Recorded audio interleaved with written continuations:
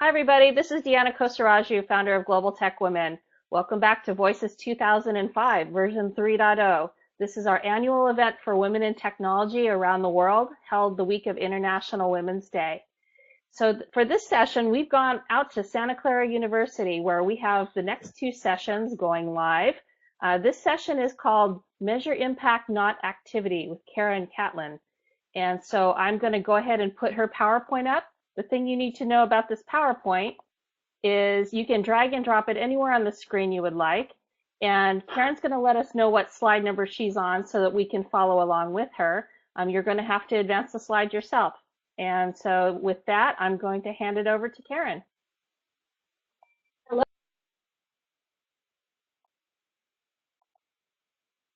Yes, and I want to just make sure before I start that I can see the comment window. Is that the viewers on the right? And is that what they would be? Just 1 second.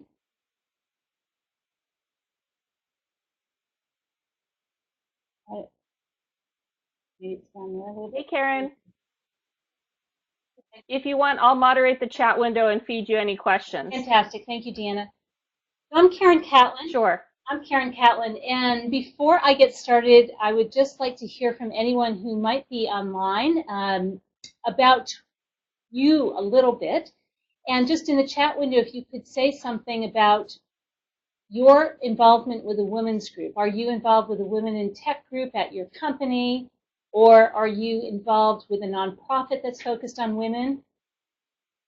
Just type a little something in the chat window to let me know. I'd love to hear from you, and we'll just give you a minute to do that. Let you know that anybody who is just watching the session and is not logged into Spreecast will not be able to use the chat window. So if you want to reply to Karen, you'll need to log into Spreecast. Thank you.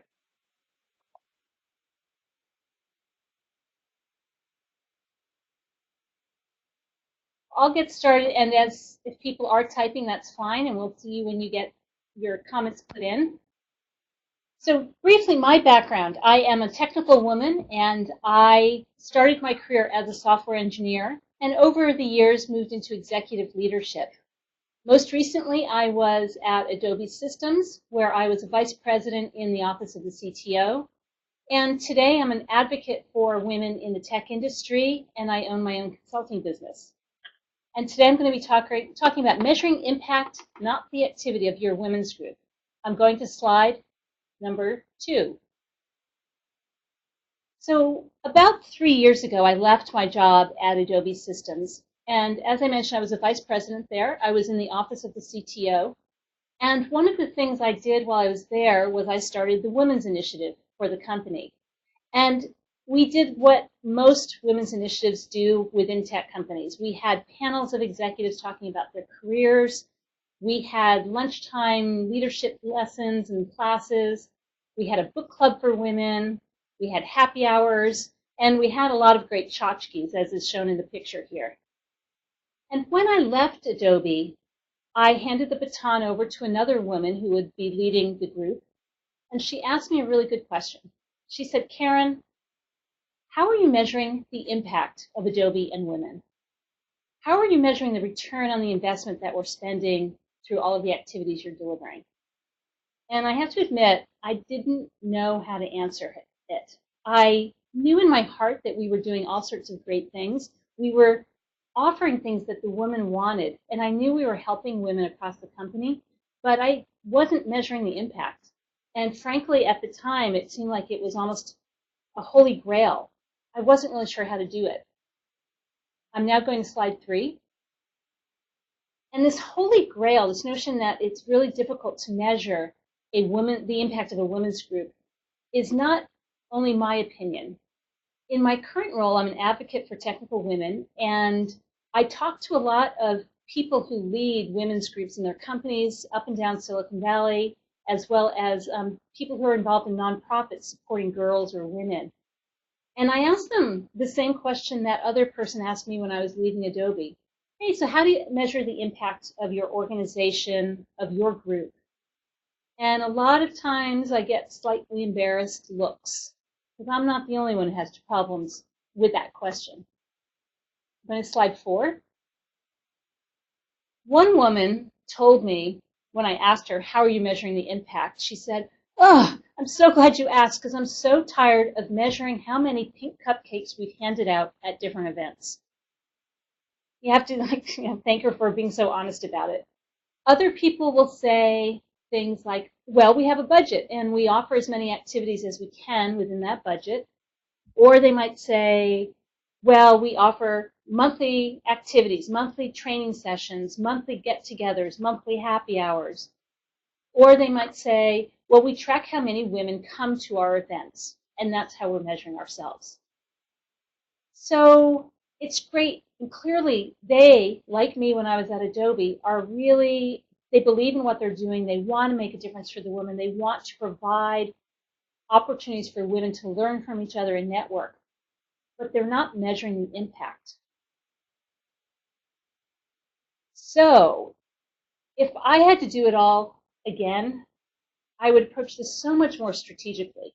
I would look for the vision, identify the vision of what we would want to be different when our women's group was successful. What's that future look like? What if we had that magic wand and we could wave it over our company or over that nonprofit community we're serving, what is the impact? What's going to be different when we're successful? I'd start with that and then be able to measure the impact towards it.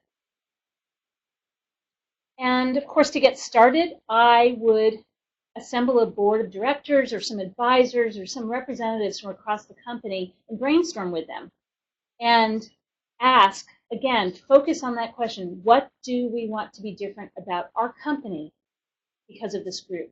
Or what do we want to be different about our community if we're a nonprofit serving a larger group? And I want to give you just some examples of what that vision might look like that I've collected by doing research and talking to people about what they are focused on. I'm going to go through 4. The first one is gender diversity. So perhaps your women's group wants to focus on improving gender diversity. This is slide number 7. Sorry, I forgot to say that. Slide number 7 now. If you're focused on gender diversity, perhaps you want to do something and your vision might be of doubling the percentage of women in technical roles at your company. We all know that's a hot topic and that would be an incredibly press-worthy and worthy thing to do for your company. Or perhaps it might be to cut attrition by women, of women by 20% because you're seeing too many women leave your company or leave the field. So those are some examples of what might be different if you're focused on gender diversity. We're going to go to slide 8. Perhaps there are business challenges that you want to address. Think about and understand what your company is trying to achieve and double click on that. Figure out if there are things that you can sort of hang your wagon on. Some companies might be focused on improving innovation or increasing customer satisfaction of their products or employee engagement and driving better employee engagement across the board. So if those are some types of business challenges that your company is facing, perhaps you could take one of those and identify how your women's group could contribute to that. If it's innovation, we'll then ask, well, how is the company measuring itself? What's going to be different if the company is successful with innovation? And you might find out that they want to double the number of patents that are filed in the next 2 years. Well, then you can look at your women's group and say, hey, let's get more women to file patents, and we can contribute to that larger company goal. And it's the same sort of thing if it's employee engagement or customer satisfaction or some other business challenge that your company is facing. Identify what it is, ask how the company is measuring it, and then see what you can do from a woman's perspective and have your women's group contribute to that. I'm going to slide 9. Perhaps there are also social responsibility goals that you're hearing about. I read about one company who had a goal of having their number of volunteer hours by their employees increase by 20% in the coming year. Well, that's something that you could potentially take on as a women's initiative. Could you get all of the women that are in your group to increase their volunteer hours by 20% or possibly even more, and have that be aligned with some mission and something that would be of interest to women in your organization? And perhaps that might be, we're going to have women in our group get involved with a local girls coding camp or after school robotics program and donate some hours in terms of mentoring or some sort of classroom help or something that might be of interest to your group. I'm going to slide 10 now. A fourth area that you might want to explore for a vision would be career growth. How can our women's group help our members with career growth? And, maybe you want to see more women move into leadership positions or get to the director level at your company. Or perhaps you want to see more women promoted into a technical track, going into senior scientist or architecture level. That's fine. Again, identify what you want to be different about the future because of the work you're doing. And I'm now going to slide 11. And once you have that vision of what you want to be going towards, you can create your plan, of course, and then start measuring your impact towards that future goal as opposed to just all the activity. And I want to share some potential plans just to demystify what these might look like. Getting back to that first vision of we want to improve gender diversity at our company, and that means doubling the percentage of women in tech roles by 2017. Again, just an example, but hopefully it will illustrate how you might think about it for your group. A plan would then be perhaps measure your baseline, definitely measure where you are today. And then you might want to do something like evaluate the recruiting pipeline. What's happening when we put our ads out? How many men and women are we getting to apply for our jobs? And then how is that percentage change or stay the same as we start doing phone screens and then bring people in for in-person interviews and then make offers and then who accepts the offers?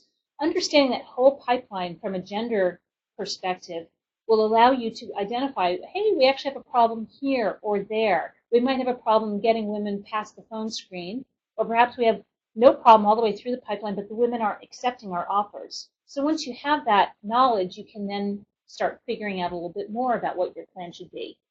Perhaps you want to insist on having 2 female candidates for every role.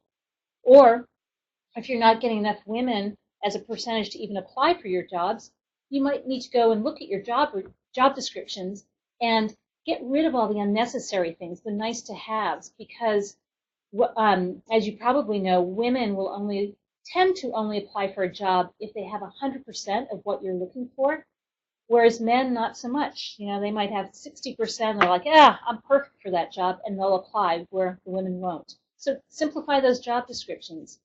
And maybe you should review your career page to make sure that women, when they go there and try to understand your culture, can see themselves being successful because they see other women being featured and being happy, frankly, in those photos. So there are a lot of things you can do, but again, you have to start off understanding your baseline, evaluate what the root causes might be that are preventing you from achieving your ultimate goal, and then figure out your plan. I'm now going to slide 13. Another example, and this gets to innovation. We want to contribute to our company's innovation from within our women's group. Well, your goal may be triple the female patent holders over the next 3 years. That's a goal you could go towards, and it's definitely indicative of how much innovation is happening at your company. Again, your plan, then measure your baseline. And perhaps you want to ask female technologists about some of the root causes that are preventing more women from filing patents or getting involved with teams that will eventually file patents. What's really going on at your company that is at the root of this problem? Once you know that, some of the things you might want to do are run a workshop on the patent process. Invite your patent attorney to share, well, here's how you do it, and here's the timeline for it, and this is what we do to help you through the process, to kind of demystify it.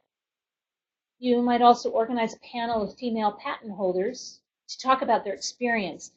This is what they learned, or this is what they wish they had known before they got started, and this is the value of working on a patent to their careers and potentially to their paycheck, because a lot of companies have patent bonuses. And so they can share that and get people excited and inspired to get more involved with the patent process, and so on. Again, planning, identifying the root causes to anything that's holding you back from achieving this goal, putting a plan in place about how you might make progress, and then measuring your impact over time as you move forward through the plan. We'll go to slide 14. And that social responsibility goal I mentioned. Well, your plan may be, well, increase our women in technology volunteer hours by 20% to line up with that corporate goal.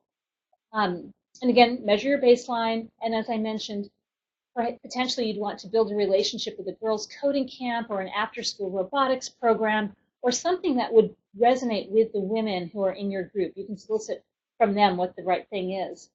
And then provide tutors and mentors or some sort of volunteer hours.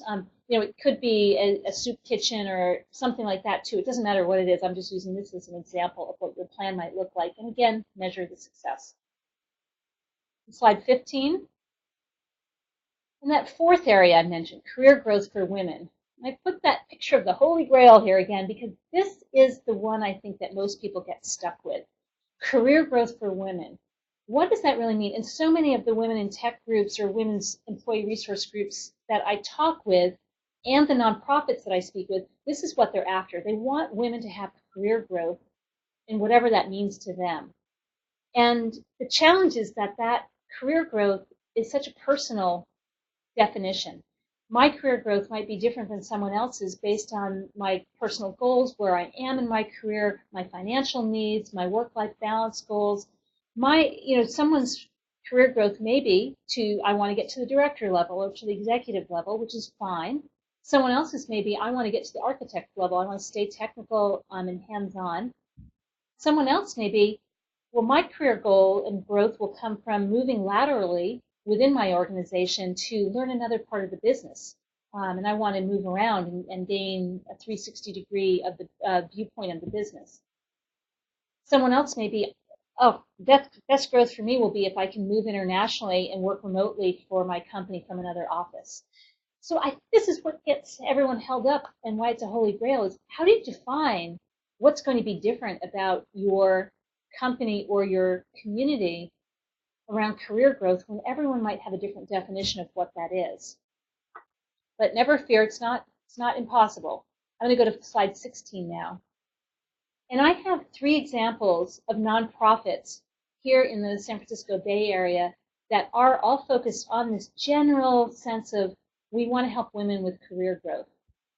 And I'm going to explain and go through how each one of them does it, how they measure their impact, not just their activity. So the one on the left is called the Club, and I'm on the board of the Club. And we are a group of women, a community of women who are all helping each other on their leadership journeys.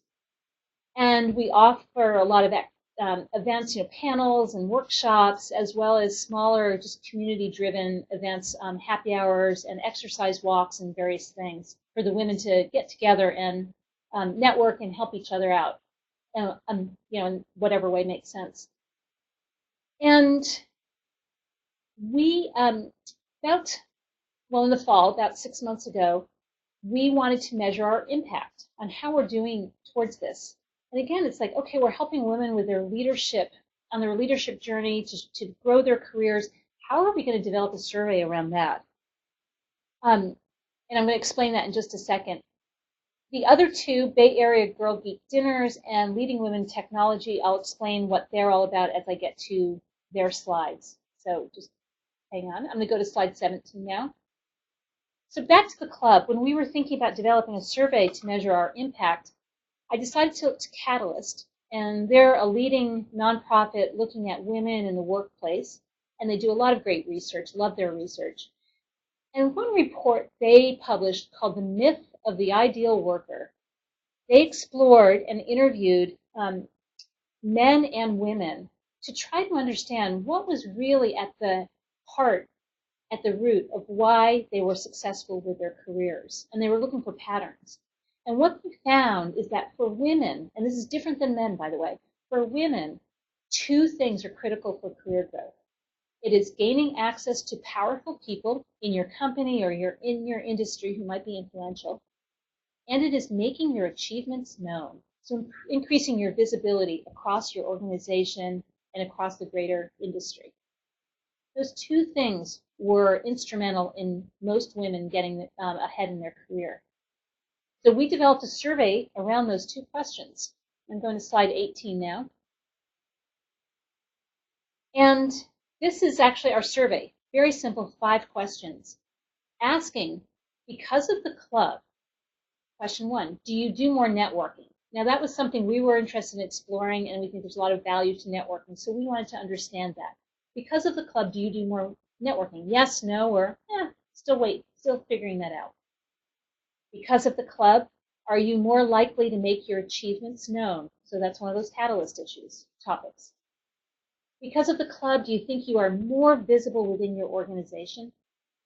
Because of the club, are you, I can read it, sorry, so far, it's need new glasses. Because of the club, are you inspired to grow your career? Because of the club, are you less willing to drop out of your career, whether that be you're a lawyer, a technologist, whatever. We ran this survey, we collected the results, and 2 interesting things happened. We had insight into how we were doing towards these goals, and we identified some things we needed to improve upon from our programming and all of the events and the activities we were offering. And we also, secondly, had the beginnings of a story that we started calling the club effect. The club effect has this impact on our membership, and we had a story to tell that we can now use to go and approach sponsors for financing for our club, for our nonprofit. It was just so simple and so effective for us. Now I'm going to talk about the Bay Area Girl Geek dinners. And I don't know if people are familiar with that here in the Bay Area, or if you have a chapter in your city. But here in the Bay Area, they run about 3 events a month, often. Different companies host these dinners and have women from across their technical career roles speak on behalf of the company about their research, about the work, or about their processes, or about how much they love working at the company. And one of the directors here in the Bay Area is Sukruta, and I met with her about 2 months ago, and she asked me this question of, Karen, we're thinking about how we can tell our sponsors, these companies who are hosting these dinners, why they should host a dinner and what they get for the money they spend in return. What's the return on the investment of hosting a Girl Geek dinner? And she said one of the values we think we have is that we want to connect women to job opportunities. And so we could test that, but I think there's more than that in what we're doing. We aren't just about recruiting and giving people job opportunities. So many people come to our Girl Geek dinners because they want inspiration about growing their career. They want to understand the technology at another company. Maybe they want to use their APIs, whatever it is. They're coming for all sorts of different reasons. And in general, it's all about career growth for these women to keep them interested and inspired in tech. And so as soon as she said that, I said, you have to look at the survey we just ran for the club. Here's what it is. What do you think? And sure enough, she took that, and I'm going to slide 19 now, and created a survey, very simple survey to people who had attended Bay Area Girl Geek dinners before, asking, and the first couple of questions are very similar to what we asked for the club. Because, or has a Bay Area Girl Geek dinner helped you with any of the following?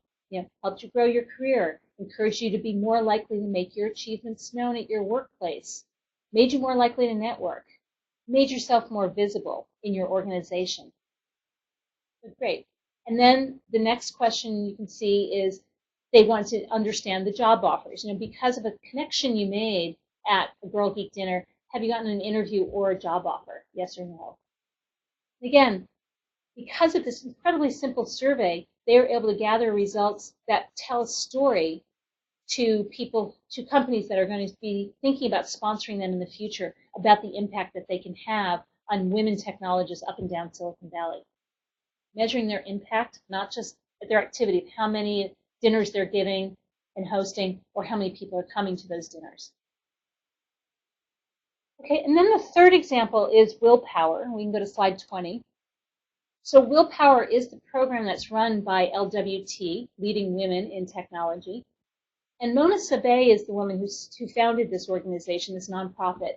And it runs a year-long training program for women on leadership skills. They meet once a month and they cover different topics such as being more strategic or growing your personal brand or so on and so forth. Each month is a different topic. And she wanted to create a survey to understand the impact her program was having on women. Now, Mona and I worked together last summer to explore this question initially.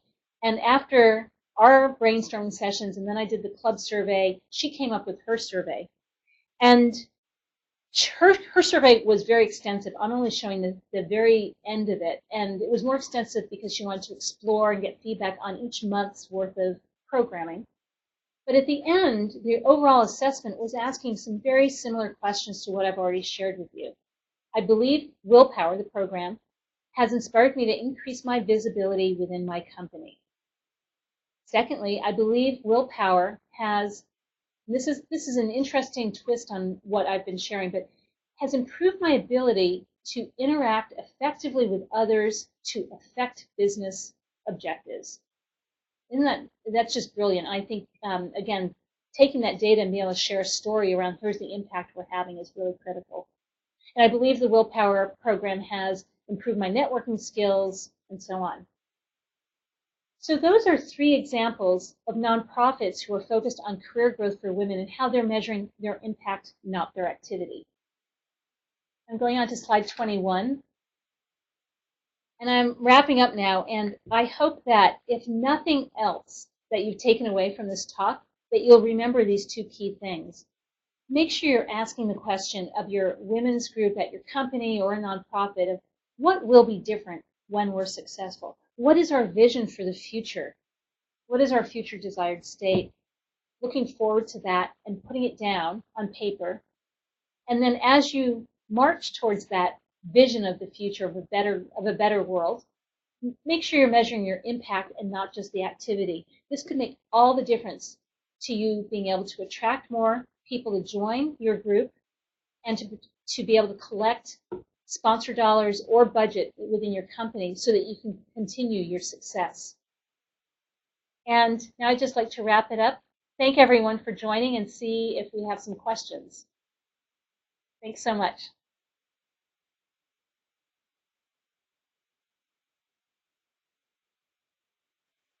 Hi, Karen. Great talk. I'm looking through the Twitter sphere to see if anyone's got any questions, as well as anyone wants to post on the chat window. If you are a visitor and can't use the chat window for some reason, you can either tweet me or email me at deanna@globaltechwomen.com, and I will pass those questions on to Karen. I have a couple of questions for Karen. Based on her years of experience, where has she seen, you talked a lot about best practices for developing these groups and growing them. Have you seen examples of things that weren't done well and what how organizations pivoted on those to make it a better organization for women? So one thing I saw when I was at Adobe is I was located in California, where our headquarters is, and I was creating, as the founder of the Adobe and Women Group, I was thinking about programs I would want as a woman earlier in my career, and even where I was right then. Very much that was my mindset, like, okay, this is what I would want. And I worked with more people to get feedback on that, but we were all from the West Coast here in the United States, and we were thinking about what we needed. And our world was kind of rocked when we started reaching out to the other offices around the world and talking to the women in those offices, and we realized, oh, they have such different needs than what we have. For example, in India, the needs for the women's group was a big one was personal safety. We can't stay too late at night because we have to safely get home, and we can't be out on the street when there's not a lot of other people out. So that was a huge concern that they wanted to talk about. They wanted to talk about nursing rooms or being able to work maybe part-time immediately after giving birth to a baby, which was very much frowned upon there, and we had a little more flexibility in the United States, and so that wasn't a topic in the United States, but they wanted to talk about it. And we had budget in the States for getting a lot of tchotchkes and holding happy hours. It wasn't tons and tons of money, but we had money for it.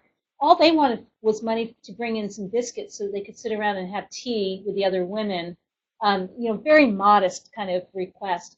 So I'm sharing this as an example, but I think the important thing is to understand one size does not fit all within, certainly across geographies and across sort of cultures in your company, but certainly one size doesn't fit all even within your same company because your needs are going to change depending on what the company goals are, what's going on there and so forth. So I think the whole thing is, make sure it's not one size fits all, that you are really customizing and thinking about what the needs are. Yeah, I think that's a great point. And even within a specific location, you have young women in early career, 2 to 5 years. Their needs are much different than a mid-level or a senior woman. And also the technical track versus not technical track.